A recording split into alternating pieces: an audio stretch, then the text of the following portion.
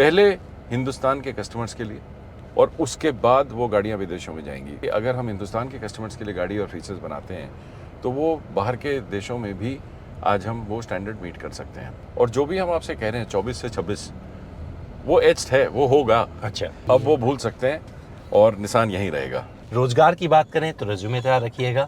नमस्कार, मैं अमित द्विवेदी आप सभी का स्वागत करता हूं अपने चैनल पावर ऑन व्हील पर। और आज कुछ सवालों के जवाब, कुछ जरूरी सवालों के जवाब देने के लिए मेरे साथ हैं निसान इंडिया के एमडी सौरभ वत्सा जी। सर, आपका स्वागत है। Thank you. कैसे हैं सर आप? बहुत बढ़िया।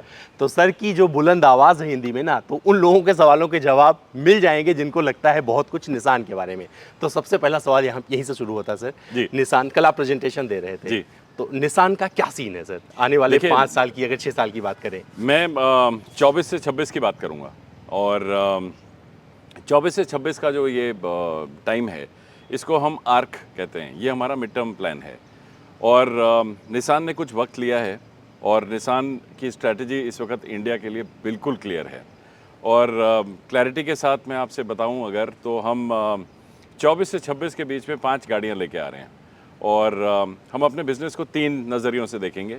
एक सीबीयू, जिसमें कि निसान की जो बेस्ट टेक्नोलॉजीज़ हैं वर्ल्ड वाइड वो आएंगी। वो ब्रांड के लिए एस्पिरेशनल प्रोडक्ट्स लेके आएंगे फॉर द कस्टमर्स। उसके बाद डोमेस्टिक बिजनेस पे बहुत बड़ा फोकस एक रहेगा। और तीसरा एक्सपोर्ट। लेकिन तो सर ये क्या जो करेंगे? सारी चीज़ें हैं वो पहले हिंदुस्तानी कस्टमर्स के लिए होंगी और उसके बाद हम बाहर के विदेशों के कस्टमर्स तो के लिए सर अभी पूरी बात जनता को नहीं बताते। मैं चाहता हूँ ये इतनी खूबसूरत गाड़ी आप लेके आ रहे हैं, जी, बिल्कुल। सीबीयू बिजनेस लॉन्च किया ना आपने। जी, बिल्कुल। तो क्या है सर, हम इस एक्सट्रेल में बैठते हैं बिल्कुल। और कुछ सवाल वहां से करते हैं आपसे, ज्यादा अच्छा रहेगा? बिल्कुल। रेडी हो आप? आइए चलिए। तो सर के साथ चलते हैं एक्सट्रेल में। आइए। एक्सट्रेल का वीडियो बाद में आएगा, लेकिन सर से बात करते हैं बहुत सारी। बिल्कुल, आइए आइए। सर, आइए।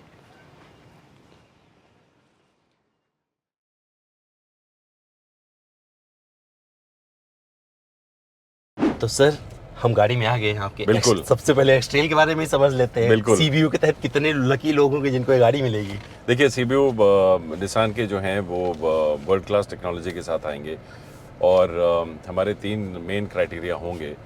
एक, निसान की टेक्नोलॉजी, जितनी भी हमारे पास टेक्नोलॉजी है वो हम अपने हिंदुस्तानी कस्टमर्स के लिए लेके आएँ, वो हमारी पहली पहल है।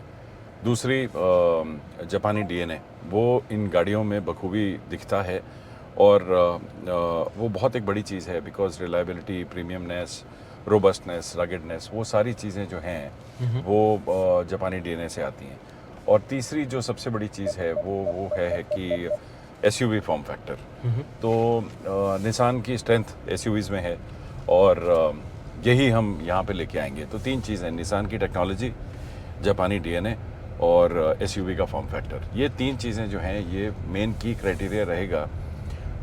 जैसा मैंने आपसे कहा, फाइनेंशियल ईयर 24 से 26 तक जितनी भी गाड़ियां हम लेके आएंगे वो ये 3 जो हमने पिलर डिफाइन करे हैं इनके थ्रू आएंगी। और क्लियरली हमारा फोकस सीबीयू बिजनेस पे, एस्पिरेशनल प्रोडक्ट्स और जो हमारे कस्टमर्स हैं जिनको कि बढ़िया निसान की गाड़ियां इंपोर्टेड चाहिए उनके लिए रहेगा। और वो ब्रांड के लिए भी अच्छा है, क्योंकि जब शोरूम में इस तरह की कोई गाड़ी आती है तो एक अट्रैक्शन बनता है, एक एक्साइटमेंट बनता है और हर सेगमेंट के लोग आके ये गाड़ियाँ देखना पसंद करते हैं, तो वो रहेगा। दूसरा, डोमेस्टिक बिजनेस पे बहुत बड़ा फोकस है। जैसा आपको मैंने कल बताया, 24 से 26 में, और 24 के तो हम बीच में ही बैठे हैं, 24 से 26 के बीच में हम 5 नई गाड़ियाँ लेके आ रहे हैं। डोमेस्टिक बिजनेस जो है वो आज करीब 30-35 हज़ार यूनिट्स का बिजनेस है, वो 3 गुना मल्टीप्लाई हो जाएगा 26 तक। फाइनेंशियल ईयर 26 तक हम 1 लाख पार कर लेंगे। अच्छा। और एक्सपोर्ट एक बहुत बड़ा फोकस एरिया रहेगा, जहाँ पे कि हम 1 लाख यूनिट फाइनेंशियल ईयर 26 में पार करेंगे। पर देखने वाली चीज़ ये है कि निसान अब बहुत क्लियरली इंडियन कस्टमर के ऊपर फोकस कर रहा है। जो भी गाड़ियाँ, चाहे वो CSUV हों, 5 सीटर या 7 सीटर, या अफोर्डेबल EV की बात कर रहे हैं, मैग्नाइट रिफ्रेश की बात कर रहे हैं, हम सीबीयू की बात कर रहे हैं, पहले हिंदुस्तान के कस्टमर्स के लिए और उसके बाद वो गाड़ियाँ विदेशों में जाएंगी। ऐसा इसलिए भी आज मुमकिन है क्योंकि हिंदुस्तान में जो कस्टमर्स हैं वो बहुत डिमांडिंग हैं और क्लियरली जो यहाँ के रेगुलेशंस हैं, यहाँ गाइडलाइंस हैं, वो एक ऐसे लेवल पे पहुँच गई हैं, चाहे एमिशंस देखें, चाहे सेफ्टी देखें, जहाँ की अगर हम हिंदुस्तान के कस्टमर्स के लिए गाड़ी और फीचर्स बनाते हैं तो वो बाहर के देशों में भी आज हम वो स्टैंडर्ड मीट कर सकते हैं। तो ये एक बहुत बड़ा शिफ्ट निसान की स्ट्रैटेजी में आपको देखने को मिल रहा है। और जो भी हम आपसे कह रहे हैं 24 से 26 वो एज्ड है, वो होगा। अच्छा। ऐसा नहीं है कि वो उसमें अब कोई सवाल है, वो होगा। जो कई सारे सवाल थे कि निसान रहेगा, हाँ सर, वही से बोल रहा था। तो लोग उठ के बोल देते थे बुलंद होके कि निसान जा रही अब है। वो भूल सकते हैं और निसान यहीं रहेगा। निसान यही रहेगा। निसान यही रहेगा और निसान ही और छोड़ेगा। और पूरी निसानियत के साथ रहेगा। अच्छा, वही निसानियत के साथ रहेगा। सर एक चीज़ और जानना चाहूँगा, मैग्नाइट एक ऐसा प्रोडक्ट है जिसने इंसान को एक नई उम्मीद की किरण दी है, जी। नया रास्ता दिखाया है। जी। जिसके पास मैग्नाइट है, they are very happy. Yes. But sir वहीं पर एक पॉइंट आ जाता है, सर्विस एक ऐसा पॉइंट है, अगर आप कितना भी अच्छा प्रोडक्ट बना दो लेकिन सर्विस पे पीछे रह गए तो जी, सर मुश्किल हो जी, जाता है। जी। तो सर्विस, अब आप सौरभ तो सर हमारे यहाँ पे हैं, जिस तरीके की आपकी बुलंदी रही है, जी। मैं जानना चाहूँगा कि क्या एश्योरेंस देना चाहेंगे उस जनता को जिनके पास मैग्नाइट है? देखिए, सबसे बड़ी एश्योरेंस तो मैग्नाइट के कस्टमर्स को ये है कि अगर आपके पास मैग्नाइट है तो हम आपके साथ और आपके लिए खड़े हैं। और चाहे आप जहाँ भी हैं, पार्ट्स और सर्विस पहुँचाना हमारा काम। और मैंने देखा है कि पिछले 6 महीने में मैं निसान में हूँ कि हमारे सर्विस के जो टीम्स हैं वो बहुत तत्पर रहती हैं। ये ज़रूर है कि आज हमारे पास 272 टच पॉइंट हैं, तो उसमें कई बार होता है कि कस्टमर और सर्विस सेंटर का फासला रहता है, लेकिन आने वाले वक्त में हम नेटवर्क भी एक्सपेंड करेंगे। आज हम 272 टच पॉइंट पे हैं, फाइनेंशियल ईयर 24 के ख़त्म होते होते हम 300 पार कर जाएंगे। और जैसा आप समझ सकते हैं कि आपके पास अगर 5 नए प्रोडक्ट्स आ रहे हैं और वो 30-32 महीने के टाइम फ्रेम में आ रहे हैं, तो नेटवर्क तो ग्रो करेगा ही करेगा। तो वो एक कस्टमर्स को जब नेटवर्क ग्रो करेगा तो वो सब गाड़ियों के लिए सहूलियत होगी, खाली मैग्नेट के लिए नहीं, सबके लिए वो हमें ग्रो करना पड़ेगा। और ये जानकर आपको बेहतर मैं बताना चाहूँगा कस्टमर्स को कि जेडी पावर के एसएसआई और सीएसआई में हम टॉप में हैं। तो ये दर्शाता है कि हमारे कस्टमर जो हैं, हो सकता है कहीं किसी कस्टमर को कहीं कोई दिक्कत आई हो, लेकिन ये जनरलाइज नहीं कर सकते आज की डेट में। और आने वाले वक्त में तो बिल्कुल, जब ये नेटवर्क एक्सपेंड करेगा और जिस तरह से हम प्रोडक्ट्स और लेके आ रहे हैं, हमारी पूरी तैयारी रहेगी कि सर्विस में किसी को भी कहीं भी कोई दिक्कत ना हो किसी भी तरह की। सर बाद में कोई अपनी मैग्नाइट बेचता है तो एक होता है, इंडिया में कोई गाड़ी खरीदता है तो बाद में उसे क्या वैल्यू मिलेगी, तो थोड़ा सा वो मैं आपसे जानना चाहूँगा, क्योंकि ये मैं नहीं पूछ रहा हूँ सर, वो जनता। बिल्कुल बिल्कुल बिल्कुल। अगर आप देखें तो मैग्नाइट एक बहुत उम्दा प्रोडक्ट है और जिस प्राइस पॉइंट पे वो खेलते हैं हम मैग्नाइट के साथ, वो एक बहुत स्ट्रॉन्ग प्राइस पॉइंट है जहाँ पे कि बहुत ज़्यादा कंपटीशन है नहीं। उससे क्या होता है कि जो ये गाड़ी जिनके पास है, उसकी गाड़ी की वैल्यू रीसेल में भी बहुत अच्छी है। दूसरा, आने वाले वक्त में जब ये गाड़ियाँ हम माइग्रेट करेंगे, दूसरे कस्टमर जो हमारी गाड़ियाँ आ जाएंगी और ये कस्टमर्स अपग्रेड करना चाहेंगे, तो हमारे पास ऑलरेडी काफ़ी अच्छे एक्सचेंज प्रोग्राम जैसे हैं, ऑलरेडी है हमारे पास एक बहुत काबिल एक्सचेंज प्रोग्राम है। उसी तरह से जैसे हमने प्रिवेंटिव मेंटेनेंस प्रोग्राम बनाया है कस्टमर्स के लिए 2 साल का, 3 साल का। तो जैसे कस्टमर गाड़ी खरीदता है नहीं, तो उसकी वैल्यू को बिल्कुल बरकरार रखने के लिए आपके पास एक बहुत अच्छा प्रिवेंटिव मेंटेनेंस प्रोग्राम है, जिससे कि आप वो खरीदते टाइम गाड़ी वो पीएमपी खरीदते हैं और आपकी गाड़ी is taken care of by the authorised workshops, parts genuine लग रहे हैं। कई सारी चीज़ें हमने इस तरह से और भी कस्टमर्स के लिए बाज़ार में रोल आउट करी हैं। जैसे कि मैं आपको एक प्रोग्राम के बारे में बताऊं जिसको हम IRF कहते हैं, इंडिपेंडेंट रिपेयर फैसिलिटी। हमने देखा है कि निसान 15 साल से हिंदुस्तान में था और इस 15 साल में बहुत सारे कस्टमर्स हैं जिन्होंने निसान की गाड़ियाँ खरीदी, केवल मैग्नाइट ही नहीं, बहुत और भी गाड़ियाँ खरीदी। तो आज की डेट में उनको लगता है कि शायद अगर सर्विस स्टेशन जाएंगे तो उनको लगता है कि खर्चा ज़्यादा होगा। ऐसा है नहीं, लेकिन एक परसेप्शन होता है कि अगर ऑथराइज वर्कशॉप पे गए तो खर्चा शायद ज़्यादा हो। उसके लिए हमने एक IRF प्रोग्राम शुरू किया है जिसमें कि हम कस्टमर को चाहते हैं कि वो तसल्ली बख्श अपनी गाड़ी जहां मर्जी सर्विस कराएं, लेकिन उनको पार्ट्स बखूबी जेन्युइन ही मिले। उसके लिए हमने इंडिपेंडेंट रिपेयर फैसिलिटी वाला प्रोग्राम एक शुरू किया है, जिसमें कि जो वर्कशॉप पे कस्टमर जाना चाहें वो वहाँ जाते हैं, पुरानी गाड़ियाँ हैं जिनके पास वो भी वहाँ जाते हैं और उनकी जो भी पार्ट्स की रिक्वायरमेंट है वो हमारी वर्कशॉप से आएँ और जेन्युइन पार्ट्स खरीदें और हम वो जेन्युइन पार्ट्स उनको सप्लाई करते हैं। तो ये एक बहुत अच्छा प्रोग्राम है और इसमें बहुत हमें सफलता भी मिल रही है, क्योंकि जो इंडिपेंडेंट छोटी वर्कशॉप्स हैं वो मैग्नाइट को या निसान की पुरानी दूसरी जो गाड़ियाँ हैं उनको लेते हैं और उनको बिल्कुल ये आज तकल्लुफ नहीं है कि पार्ट्स नहीं मिलेंगे, उनको पार्ट्स हमारे डीलर जो हैं उस शहर में वो प्रोवाइड करते हैं।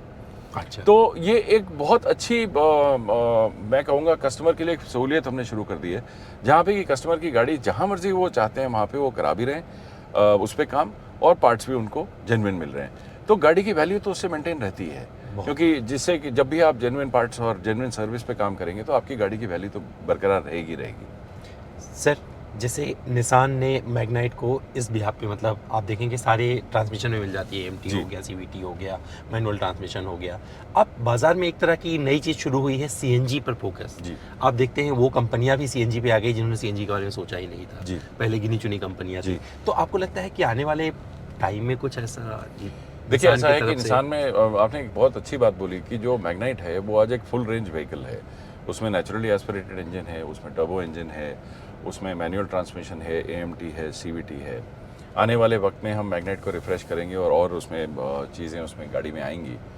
उसी तरह से पावर ट्रेन के कॉम्बिनेशन आने वाले वक्त में आएंगे और हम उन पे काम कर रहे हैं इस वक्त, चाहे वो इथेनॉल हो या और दूसरे तरह के ऑल्टरनेटिव प्रोपल्शंस हो। काम तो उन पे जारी है, डेट अभी देना मुश्किल है, लेकिन हम ऑल्टरनेटिव प्रोपल्शन पे काम जरूर कर रहे हैं। एक अफोर्डेबल ईवी आएगी, वो इस पीरियड 24 से 26 का जो पीरियड मैंने बताया उसके लेटर हाफ में आएगी, उसके 26 की तरफ को आएगी, बिकॉज हम वो एक नई एसयूवी के बारे में काम कर रहे हैं जो ए या बी सेगमेंट की होगी और अफोर्डेबल होगी। अफोर्डेबल मतलब कि मैं प्रॉफिटेबिलिटी की बात नहीं करूंगा, बट वो कंपैरेटिव ज़रूर होगी। ओके। और कंपैरेटिव मतलब कि लोकलाइजेशन लेवल उस ईवी पे काफ़ी होगा। ओके। और लोकलाइजेशन ईवी में जब आप बात करते हैं तो आप समझ सकते हैं कि बैटरी सिस्टम्स हों, मोटर सिस्टम्स हों, कंट्रोलर सिस्टम्स हों, वो जब तक हम यहाँ हिंदुस्तान में नहीं बना पाएंगे तब तक वो कंपैरेटिव नहीं हो पाएगी। तो ये निसान एक बहुत फोकस तरीके से काम कर रहा है। फ़ायदा ये है निसान को कि निसान के पास ये टेक्नोलॉजी सारी हैं। चाहे आप ईवी देख लें, ईवी का पायनियर था निसान। 40 के दशक में निसान ने तामा बनाई थी, जब जापान में तेल की कमी थी लेकिन बिजली थी, तो वहाँ तामा बनाई थी। उसके बाद दुनिया को एक कमर्शियल फॉर्म में पहली जो ईवी दी गई थी वो लीफ थी निसान की। तो हमारे पास तजुर्बा भी है, एक्सपीरियंस जिसे कहें तो वो है गाड़ी बनाने का ईवी में। हाइब्रिड में हमारे पास ई पावर सिस्टम है जो कि एक बहुत ही काबिल हाइब्रिड सिस्टम है, और आइस में तो निसान के इंजन जाने ही जाते हैं दुनिया भर में। तो अगर आप देखें तो टेक्नोलॉजी की कमी नहीं है निसान के पास, ये सिर्फ एग्जीक्यूशन कैसे बिल्कुल। और वही जो मैंने आपसे शुरू में बोला कि निसान ने कुछ वक्त ज़रूर लिया, लेकिन निसान इस वक्त पूरे जोश के साथ हिंदुस्तान में अपनी गाड़ियाँ उतारने जा सर रहे हैं। इसी जोश पे एक सवाल आता है जी। सर, पिछली बार जब ये मैग्नाइट लॉन्च हुई थी, जनता जी। पागल हो गई थी। डिमांड और सप्लाई को कैसे आप मैनेज करेंगे? देखिए, इस वक्त जिस टाइम मैग्नाइट आई थी उस टाइम पे एक अगर आप देखें तो वो 20 के एंड में आई थी, और वो एक कोविड का टाइम भी था, सेमीकंडक्टर की शॉर्टेज भी थी बाज़ार में उस समय। इस समय अगर आप देखें तो काफ़ी हद तक वो जो प्रॉब्लम्स हैं वो निपटा ली गई हैं। दूसरी चीज़, हमारी जो फैक्ट्री है उसमें करीब करीब हमारे पास 5 लाख यूनिट की कैपेसिटी है, 4,80,000 यूनिट की इंस्टॉल्ड कैपेसिटी है। जो हम ये प्रोडक्ट्स लेके आ रहे हैं उसके साथ एक बहुत स्ट्रॉन्ग इंडस्ट्रियलाइजेशन प्लान साथ में है। आप समझ सकते हैं कि 5 नई गाड़ियाँ अगर 30-32 महीने के अंदर आ रही हैं तो इंडस्ट्रियलाइजेशन स्ट्रैटेजी और गो टू मार्केट स्ट्रैटेजी दोनों ही बहुत स्ट्रॉन्ग होंगी, तभी एकदम से 5 प्रोडक्ट बाज़ार में आ पाएंगे। तो ये तो मैं आपको बिल्कुल निश्चिंत कराना चाहूँगा आपके और आपके दर्शकों को कि सप्लाई साइड पे इस बारी कोई किसी तरह की इशू नहीं आएगा, कोई किसी तरह का इशू नहीं आएगा। अब कोविड जैसी चीज़ों को तो भगवान ही जानता है, आप और मैं दोनों नहीं जानते, लेकिन एक नॉर्मल सिचुएशन में कोई किसी तरह की सप्लाई की इशू नहीं आने वाली। तो सर जनता पूरा श्योर हो जाए कि निसान बिल्कुल। बहुत कुछ खेलने जा रही है, बहुत कुछ करने जा रही है, बिल्कुल करने उनके जा साथ रही है, और एक्साइटमेंट हमारे पास अंदर भी है, हमारे नेटवर्क में भी जोश है इस वक्त।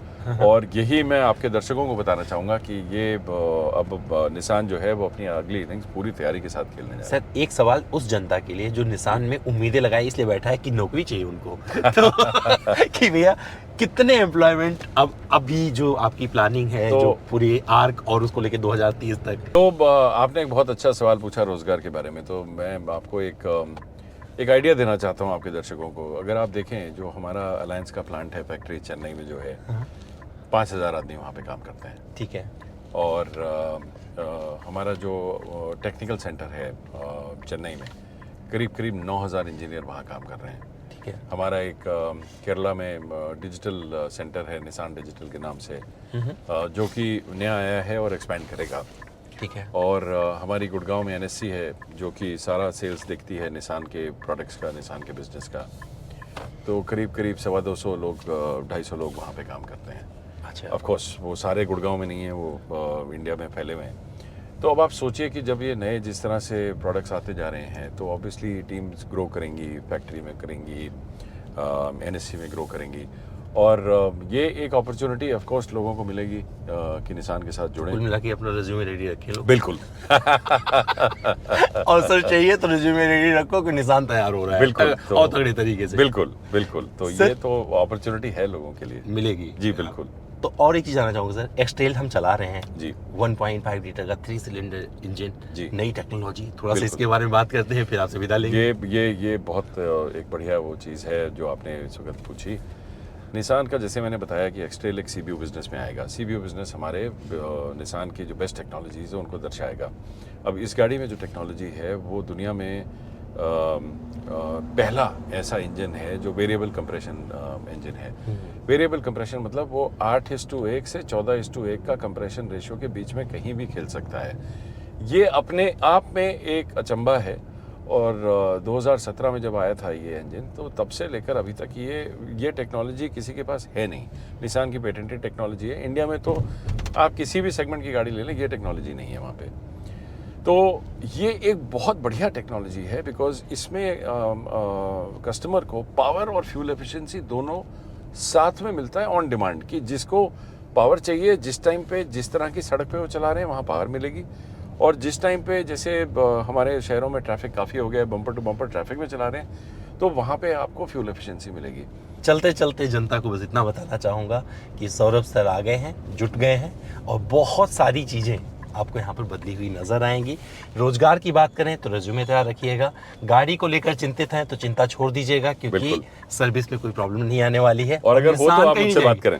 अरे अगर है तो बात करें। सर को कैसे बात करेंगे? सर से पूछ लूंगा, कुछ दे दूंगा नंबर यहाँ पे। आप मुझे ट्विटर पे कहीं भी आप मुझे टैग कीजिए। हाँ। और मैं रोज ट्विटर खुद देखता हूँ, और किसी भी कस्टमर की अगर कोई तकलीफ होती है तो उस कस्टमर को बताए बगैर जो हमारी टीम्स हैं उन तक वो मैसेज पहुँचता है और वो इमीडिएटली उस पर एक्ट करती हैं। तो सर का एक्स हैंडल आपको यहाँ पर दे देंगे हम, बिल्कुल, जिससे आपको कोई दिक्कत ना हो। और अगर आप जनता से मतलब ग्राहक से सीधा संवाद रख सकें तो उससे बेहतर कुछ नहीं हो सकता है। और सौरभ सर, और ये आप जानते हैं कि मैं पूरी तरह से करता हूँ। आप पूरी तरीके से, मैं देखा है सर।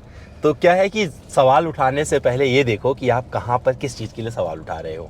किसी कंपनी के चले जाने से काम नहीं होता है। कोई कंपनी रुक जाए तो काम हो जाएगा, क्योंकि आपका जो वैल्यू है ना वो भी बचा रहेगा, जो आप चलाते हो उसकी भी कीमत बढ़ी रहेगी। और बहुत सारे और लोग जो जुड़ना चाहते हैं ना पूरे देश के प्रगति में, क्योंकि जो अर्थव्यवस्था है सबसे बड़ा योगदान इंडिया में ऑटोमोबाइल देता है, तो इसमें ज़्यादा बुलंदी आएगी। बिल्कुल। तो निसान नहीं जा रही है, निसान तैयार है। सर ने सब कुछ बता दिया। आपको हमारा वीडियो कैसा लगा कमेंट करके जरूर बताइए। कुछ और सवाल करना चाहते हैं तो यहाँ कर दीजिएगा, उसका जवाब फिर किसी और वीडियो में देंगे। ठीक है सर? Thank you sir. आपसे बात करके बहुत अच्छा लगा। सेम हियर, बहुत अच्छा लगा। हिंदी की मिठास कायम रखिएगा। शुक्रिया, धन्यवाद।